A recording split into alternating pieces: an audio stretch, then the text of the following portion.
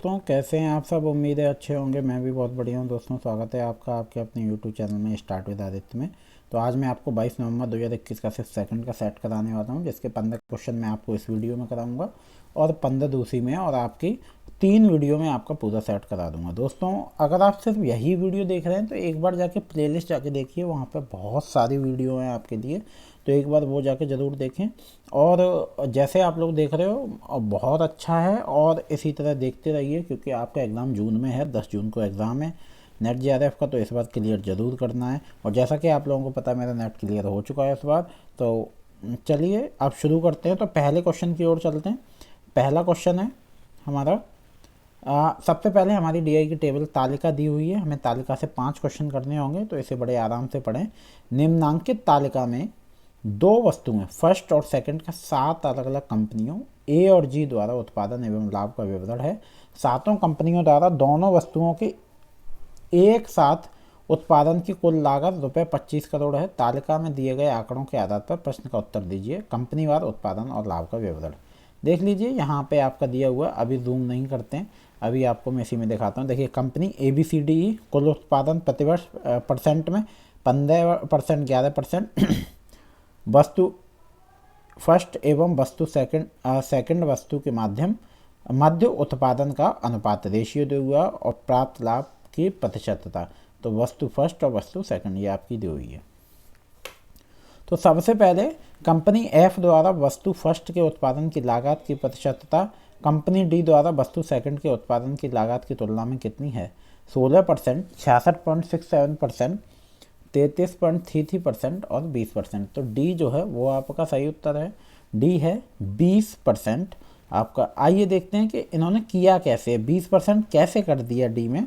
तो सबसे पहले क्वेश्चन को समझिए। तो उन्होंने क्या किया है कि कंपनी डी का प्रतिवर्ष उत्पादन परसेंट है 8%, और डी का रेशियो 3:5, तो 3 + 5 8 हो गया।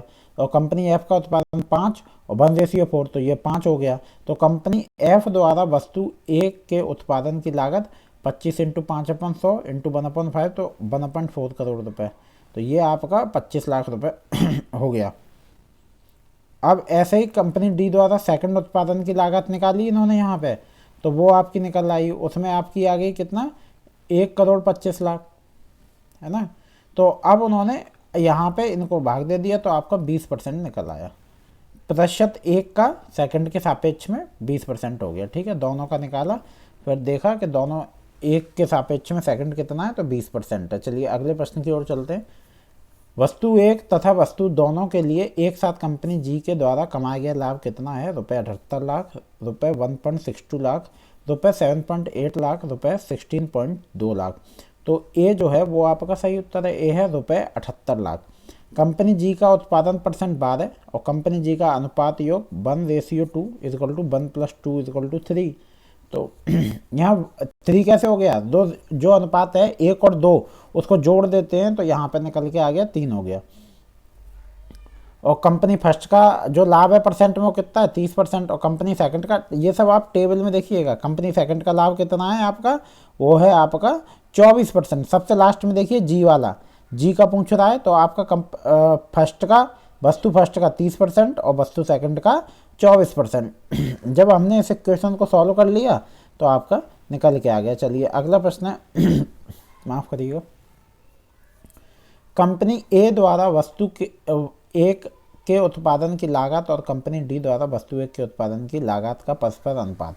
आपको रेशियो बताना है। कंपनी ए और कंपनी डी लागत, उत्पादन की लागत का रेशियो बताना है। तो आपका यहाँ पे 2:3 है। पहले हम क्या करेंगे, ए का उत्पादन परसेंट, फिर डी का उत्पादन परसेंट, और उनका रेशियो देख लेंगे तो जब निकलेगा। तो चलिए अगला प्रश्न। कंपनी बी द्वारा वस्तु फर्स्ट के उत्पादन से कमाया गया लाभ और कंपनी ए द्वारा वस्तु सेकंड से उत्पादन से कमाया गया लाभ को मिलाकर कितनी राशि हुई? तो ये यहाँ पे ऑप्शन ए है आपका 9.78 करोड़, बी है 97.8 लाख, और 52.8 लाख, और 30.65 लाख।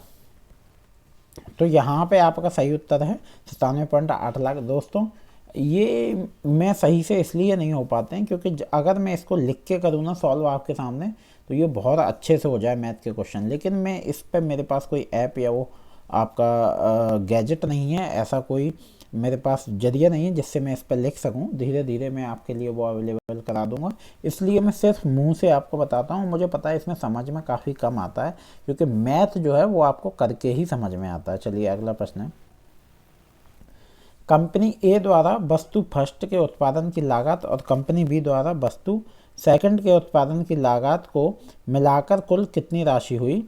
2.6 करोड़ रुपए, 26 लाख, 3.35 करोड़ और 33.65 लाख। तो आपका सही उत्तर है 2.6 करोड़ रुपए हुए। यहाँ पे इन्होंने सॉल्व भी किया है कि आखिर ये हुए कैसे, देखिए पूरा आप देख सकते हैं।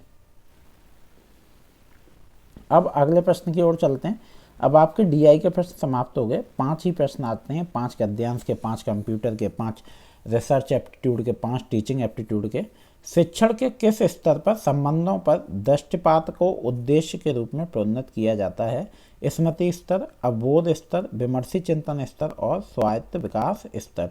तो बी जो है वो आपका सही उत्तर है, बी है अवबोध स्तर। शिक्षण के किस स्तर पर संबंधों को दृष्टिपात को उद्देश्य के रूप में प्रोन्नत किया जाता है? अवबोध स्तर। विशेषज्ञों के अनुसार शिक्षण के 4 स्तर होते हैं। शिक्षण का स्मृति स्तर, अवबोध स्तर, विमर्शी चिंतन स्तर और स्वायत्त विकास स्तर। चलिए अगले प्रश्न की ओर चलते हैं। दिए गए शिक्षण की विधियों के स्पेक्ट्रम में कथोपकथन संवाद किन्हें कहते हैं, उसकी पहचान करें। शिक्षण दल एवं प्रदर्शन, अनुशिक्षण एवं व्यक्ति अध्ययन, सामूहिक चर्चा एवं अन्योन्य क्रिया प्रस्तुति और अनुरूपता एवं भूमिका निर्वाह, कंप्यूटर साहित्य अनुदेशन एवं व्यवहारिक कार्य। नीचे दिए गए विकल्पों में से सही उत्तर का चयन कीजिए। केवल ए और सी, केवल बी और डी, केवल बी और सी और केवल डी और ई। तो जो आपका सही उत्तर है वो सी है, केवल बी और सी, अनुशिक्षण एवं व्यक्ति अध्ययन, सामूहिक चर्चा एवं अन्योन्य क्रिया प्रस्तुति।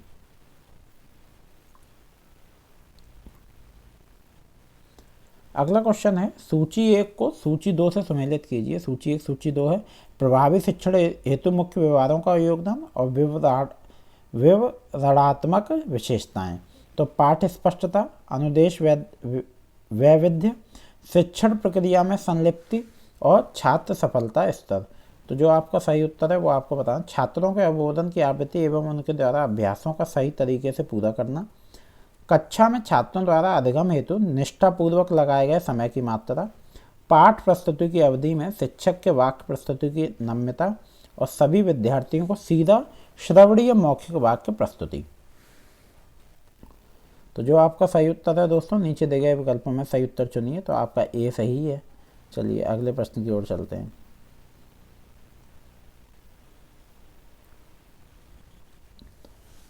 यहाँ कथन वाला प्रश्न आपके आया जिसमें 2 कथन होते हैं। तो पहला कथन है, छात्रों को विकल्पों का परीक्षण करने के लिए उत्साहित करने वाला कक्षा का संवाद प्रत्यक्ष अनुदेशन का एक उदाहरण है।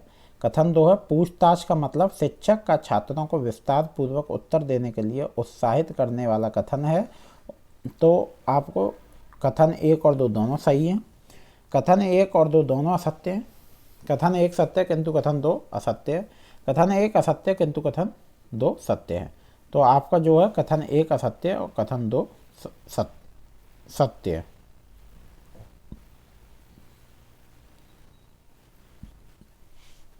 अगला क्वेश्चन है वो है आपका अभिकथन और तर्क का। तो आपका अभिकथन है, मूल्यांकन प्रणाली में नवाचार प्रयुक्त उपकरणों की विश्वसनीयता और वैध संबंधी विप्लवों को प्रचुर मात्रा में सुरक्षित करना है। कारण है यार, मूल्यांकन विफल हो जाता है अगर मूल्यांकन माध्यम विश्वसनीयता और वैधता की अपेक्षाओं की पूर्ति नहीं करते हैं। तो उपयुक्त कथनों के आलेख में नीचे दिए गए विकल्पों में से सबसे उपयुक्त उत्तर का चयन कीजिए। ए और आर दोनों सही हैं, आर ए की सही व्याख्या है। ए और आर दोनों सही हैं और आर ए की सही व्याख्या है। ए सही है लेकिन आर सही नहीं है, ए सही नहीं है लेकिन आर सही है। तो ए जो है वो आपका सही उत्तर है। ए आपका हो जाएगा, ए और आर दोनों सही हैं और आर ए की सही व्याख्या है। नीचे दी गई शोध विधियों में कौन सी विधि परिकल्पना परीक्षण प्रक्रिया इष्टतम रूप से बाहर चरों की भूमिका को सुरक्षित करती है।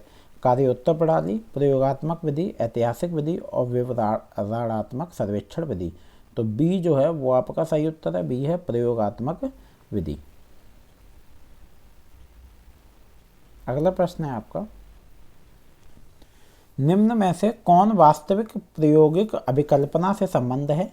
एकल पूर्व परीक्षण, परीक्षणोत्तर अभिकल्पना, द्वय समूहीय यादृच्छिकृत विषय परीक्षणोत्तर केवल अभिकल्पना, द्वय समूहीय स्थिर अभिकल्पना, यादृच्छिकृत समूह पूर्व परीक्षण परीक्षणोत्तर अभिकल्पना, एकल समूह समय श्रृंखला अभिकल्पना। तो आपका जो सही उत्तर है वो सी, केवल बी और डी जो हैं वो आपके सही उत्तर हैं। चलिए अगले प्रश्न की ओर चलते हैं। यहाँ से आपकी फिर से मैचिंग आ गई, शोध के चरण और आवश्यक सावधानियाँ। समस्या निर्माण, प्रयोग की गई तकनीकी की उपयुक्तता, परिकल्पना बनाना, आंतरिक वैधता की इष्टतम सुनिश्चितता और शोध अभिकल्पना, असंबंधित चरों का असंदिग्ध नामपत्र और डेटा विश्लेषण, साक्ष्य पदों पर केंद्रित विषय। तो नीचे दिए विकल्पों में सही उत्तर चुनिए, ए, बी, सी, डी।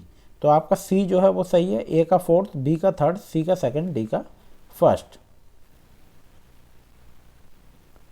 अगला क्वेश्चन है आपका, नीचे दो कथन दिए गए हैं। कथन एक है, शोध में आईसीटी का प्रयोग एक अध्यारोपण है जिसे हतोत्साहित किया जाना चाहिए। कथन दो है, शोधचार्य शास्त्र और इसका अनुपालन एक अनिवार्य आवश्यकता है।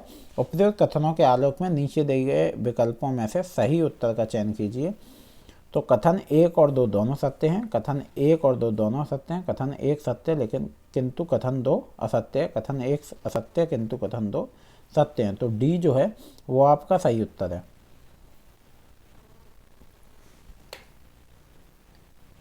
अगला जो प्रश्न है आपका वो अभिकथन और तर्क वाला है। तो आपका अभिकथन है, अनुसंधान शोध प्रबंधन में बाह्य रूप से एवं शैली का संदर्भन औपचारिक आवश्यकताएं हैं। कारण है, औपचारिक आवश्यकताओं और उनके अनुपालन से मानकीकरण और वास्तुनिष्ठता के संवर्धन में सहायता मिलती है। उपयुक्त कथन के आलोक में नीचे दिए गए विकल्पों में से सही उत्तर का चयन कीजिए। तो ए और आर दोनों सही हैं और आर ए की सही व्याख्या है। ए और आर दोनों सही हैं और आर ए की सही व्याख्या नहीं है। ए सही है लेकिन आर सही नहीं है, ए सही नहीं है लेकिन आर सही है। तो आपका ए और आर दोनों सही है, आर ए की सही व्याख्या है। तो इस वीडियो में आज के लिए इतना ही काफ़ी है। अगली क्लास में आपके लिए डाल दूंगा। उम्मीद है दोस्तों वीडियो आपको अच्छी लगी होगी। और आप सिर्फ अगर यही वीडियो देख रहे हैं तो प्लेलिस्ट जाकर ज़रूर देखें। और ये अगर आपने सिर्फ इतना देखा, आप यकीन मानिए आपके बहुत काम आएगी। मैं आपके लिए और भी क्लासेस लाने वाला हूँ। अभी तक वो उपकरण नहीं हो पा रहे हैं जिससे मैं आपके लिए वैसी क्लास बना पाऊँ। तो उम्मीद है कि वीडियो आपको अच्छी लगी होगी। मिलते हैं अगले वीडियो में। राधे राधे, धन्यवाद।